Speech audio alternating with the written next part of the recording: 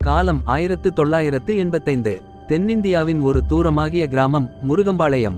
இது ஆவிகள், பேய்கள், சபதங்களால் சூழப்பட்டதாக கதை சொல்லப்பட்ட ஒரு ஊராகும். கிராமத்தின் மையத்தில் ஆண்டுகள் பழமை வாய்ந்த ஒரு பெரிய மனை உள்ளது.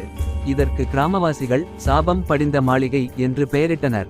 அந்த மாளிகையில் நீண்ட வருடங்களாக யாரும் குடியேறவில்லை, ஏனெனில் மக்கள் மாளிகையில் பேய்கள் வாழ்வதாக நம்பினர்.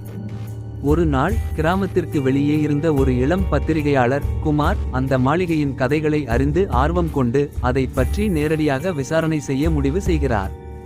மாளிகையின் கதவுகள் தாழ்ந்த நிலையில் இருந்தாலும் அவை திறப்பதை யாரும் முயற்சிக்கவில்லை.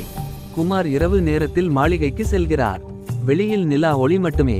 மாளிகையில் காலியடைந்து போன அறைகள், மண்ணில் புதைந்தது போல தெரிந்த விளக்குகள், அறையில் மிதந்த வலியொலி குமாரின் இதயத்தை பதற வைக்கிறது.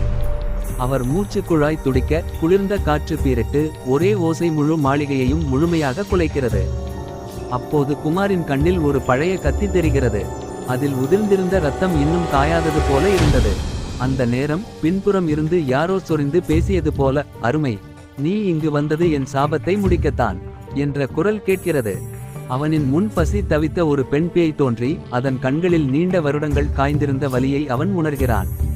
அவள் சொல்வதற்குள் குமாரின் உடல் முழுவதும் நடுங்கி அவன் சிந்தனைகள் நின்று போகின்றன.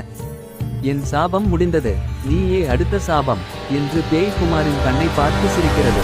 குமாரின் உடல் வெறுமனே அந்த மாளிகையில் காலியிடை யாவும் கிடந்து அவரது வாழ்க்கையும் அவனின் நினைவுகளோடு முடிந்தது. அந்த நாள் முதல் மாளிகை மீண்டும் மூடப்பட்டது. அந்த மாளிகையில் உள்ள பேய் இன்னும் ஒரு அப்பாவியை காத்திருக்கிறது.